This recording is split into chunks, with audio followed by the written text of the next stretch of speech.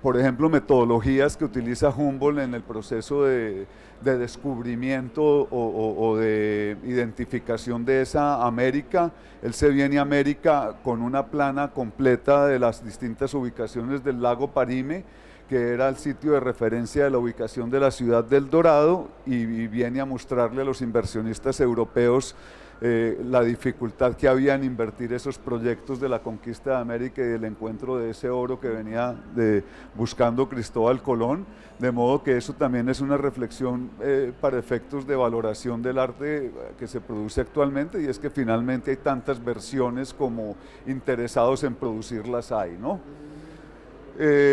Luego el tema del eurocentrismo y el americanismo, las discusiones de la Ilustración también son temas de reflexión pues fundamentales para la construcción del eje actual de la colección. La geografía de las plantas de Humboldt, digamos, es también una metodología que es perfectamente aplicable hoy, de tratar de mostrar la relatividad de las cosas y cómo lo que sucede en un sitio sucede también en otro, en el fondo de la misma manera, pero en una manifestación distinta, ¿no? Entonces, Humboldt es, digamos, metodológicamente una gran guía. Me influenció mucho en el entendimiento de lo que debían ser los procesos recientes, una exposición que curiosamente vi aquí en el Reina Sofía en el año 2010, que es Principio Potosí. No se está viendo bien, donde dice que la modernidad empezó en América con la explotación de las minas de plata y su inhumana y explotación de comercio. Es el gran desafío a la Ilustración europea, ¿no? De que se pretende un modelo de descubrimiento y conquista, cuando desde el otro lado podría verse que descubrimiento de qué y conquista de qué, ¿no? Entonces podríamos pasar inmediatamente al otro lado de la moneda y hablar de destrucción y de aculturización, y no propiamente de un proceso positivo. Pero digamos, en ese diálogo es donde, digamos, nos mantenemos hasta el día de hoy, en las imágenes que se tratan de imponer, cuando en Europa se vende las oportunidades en América de encontrar todavía riquezas. Aparte de esos 5 nombres que consagró Marta Traba, en las casas de subastas internacionales es muy difícil que haya una obra colombiana. Hasta muy reciente que aparece pues básicamente Doris Salcedo, de resto no hay otro artista colombiano, de modo que el desafío como coleccionista es iluminar bastante más esa escena para ver si podemos entender mejor los procesos colombianos. Ya luego, pasado, digamos, ese eje central, me preocupa mucho el expresionismo de los años 60, el arte político que se produce a partir de esa punto de quiebre y de acumulación de tensiones que son los años 60, no solamente en Colombia, sino en el mundo en general, y en Latinoamérica ni se diga, que termina con una expresión muy interesante que es el arte político de los años 70, una obra de Taller 4 Rojo que yo creo que marca el fin de una era, pero que marca a su vez el desconocimiento de la era previa que dio lugar a esas manifestaciones. Entonces, digamos que ese es como el interés actual. Entonces se conoce esa obra anterior que les acabo de mostrar, pero estas son obras que realmente no se conocen, y si las vemos pues son obras que describen una situación política y de violencia en los años 60 muy fuerte, y que no tuvieron, digamos, no han tenido hasta el día de hoy el suficiente estudio y profundización para entender qué fue lo que sucedió. Y ya la colección entonces llega a lo que está sucediendo hoy, normalmente obras de artistas de primer show, básicamente, o tesis de grado. Es en lo que estoy en el día de hoy, con ese desafío como que el tiempo me diga si he aprendido algo o no en ese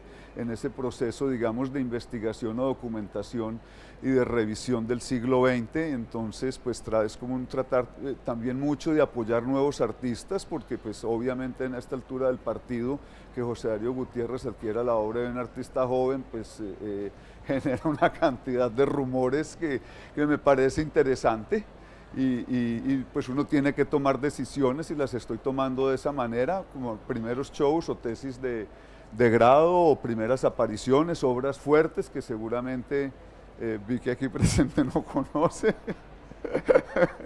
porque son obras difíciles, pero que tienen esa intención que también manifestaba Javier y que oíamos en los días anteriores, que son obras que si no se si no se conservan, porque también es una misión del coleccionista conservar y proteger determinadas obras, es muy posible que desaparezcan y el día que se lleguen a necesitar para contar una historia no estén presentes. Son obras muy difíciles,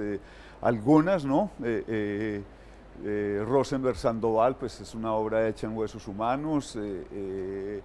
Leonel Castañeda, objetos encontrados muy relacionados con el cuerpo y con los desechos, digamos, del hombre. Esto sí, digamos, ha tenido mejor suerte, que son Fernando y Lady. Tienen una plástica o una histrionía pues muy particular, que son artistas muy jóvenes y yo creo que son los artistas de mayor proyección internacional en términos de juventud, apreciados, digamos, ya hoy en día. Carlos Castro, un artista que maneja también los temas con digamos, un desafío muy fuerte, y digamos que ese es como el momento actual, y dentro también de un proceso, digamos, ya más reciente en términos de estos artistas nuevos. ¿En qué momento te diste cuenta, pasaste de comprar obra a que lo que era una colección? ¿En qué momento ya se volvió como más sistemática tu mirada sobre lo que ibas adquiriendo con todas sus diferencias entre ellas? Yo creo que es una historia relativamente común en el coleccionismo, ¿no? Que es esas decisiones emocionales y por gusto, y que cuando ya miras para atrás tienes 50, 60 obras y digamos, pues ya dices, bueno, esto tiene que tener un sentido. Incluso no mostré aquí lo que fueron mis primeros intereses, que eran muy orientados ni siquiera al paisaje, pero sí a la abstracción geométrica, que es un tema que siempre me ha interesado mucho, pero a medida que uno avanza, pues no fue un fuerte en Colombia. Entonces dice uno, bueno, esto se acabó muy rápido, que correspondía a lo que estaba sucediendo, digamos, en mis primeros años productivos, y también digamos, este expresionismo o el dibujo o la pintura de los años 80,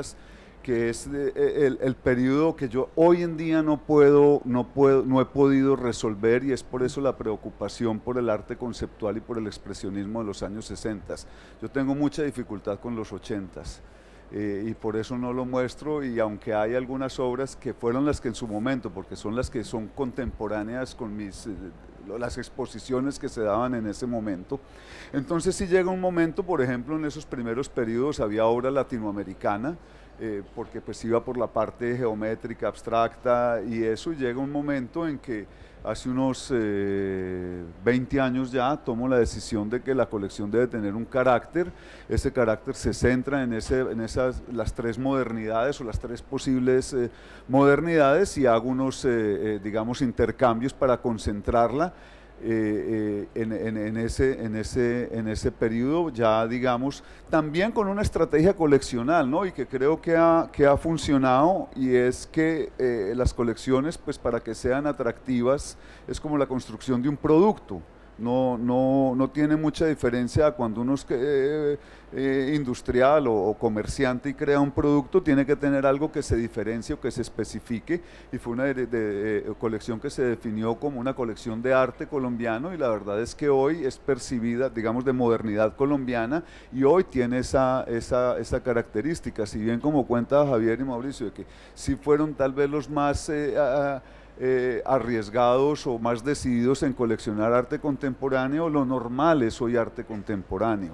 Entonces también frente a ese desborde, frente a lo contemporáneo, es que yo por el contrario me reafirmo en lo moderno y digo, voy a generar una base, porque también, como vamos a ver en la segunda parte, el gran desafío mío no es tanto la colección. Para mí las piezas de la colección son documentos, no obras de arte, es la parte de investigación y de documentación y de publicación. Entonces hay algo ahí que me parece interesante, y es aprovechando que está la exposición de autorretrato disfrazado de artista, curada por Santiago Rueda, me parece interesante que realmente tu colección es un instrumento de investigación. A mí me parece que hay algo, pues me pareció muy particular a mi regreso de Colombia, descubrir que alguien como tú existías como coleccionista, porque el encontrar una complicidad, digamos, o una relación profesional con un investigador, la colección, digamos, la exposición parte de una tesis laureada de Santiago, donde él investigó durante mucho tiempo a la fotografía de Colombia en los años 70, y en particular tiene un capítulo muy importante sobre arte conceptual, y tiene, a partir de la fotografía, tiene un capítulo bellísimo sobre la escena de Cali, ¿no? Y entonces el concebir este tipo de, como de diálogo con un investigador y contextualizar la colección ya en este tipo de diálogos, porque también sé que trabajas ya con otros investigadores en darle eso es algo muy particular, me parece, de Sí, esa por eso colección, afirmo ¿no? que no es una colección de obra de arte, sino de documentos, y en algún momento, para efectos míos, lo mismo a una revista, un periódico viejo, una fotopress, que una obra de arte. Obviamente unos valen más que otros, ¿no? Sí. Pero el interés es ese, básicamente, que es contar una historia y sobre todo revisar una historia del país, porque según mi entender, la historia del arte en Colombia ha sido escrita de una manera lineal y referente, y no propiamente a partir de análisis de procesos. Y si uno confronta eso a lo que son las realidades políticas del país, pues puede haber muchas explicaciones, ¿no? Voy a meterle política al asunto. Si uno revisa los desafíos que tenemos en el proceso de paz que se está negociando en este momento, y revisa, como lo he hecho por coincidencia, los documentos de la paz que se hizo en el año 58-62, casi que podríamos hacer un de las causas y consecuencias y de las acciones por seguir. Orlando Falsborda, Monseñor Guzmán y ¿cómo se llama? Ya escribieron la receta en el año 62. Y han contratado asesores y eso, y están en lo mismo. Entonces, ¿cuál es la gran conclusión? De que si uno va a conocer el arte de los 60 en Colombia, no hay nada revisado, nada reportado, nada analizado. Entonces, si no se ve el análisis del arte, ¿qué se va a ver el análisis de la política? Es toda una construcción sobre conveniencias, no sobre realidades. El tema de las fronteras, los desplazamientos que hoy hacen los paramilitares en las zonas de conflicto están desplazando a los que fueron los reinsertados de los años 50.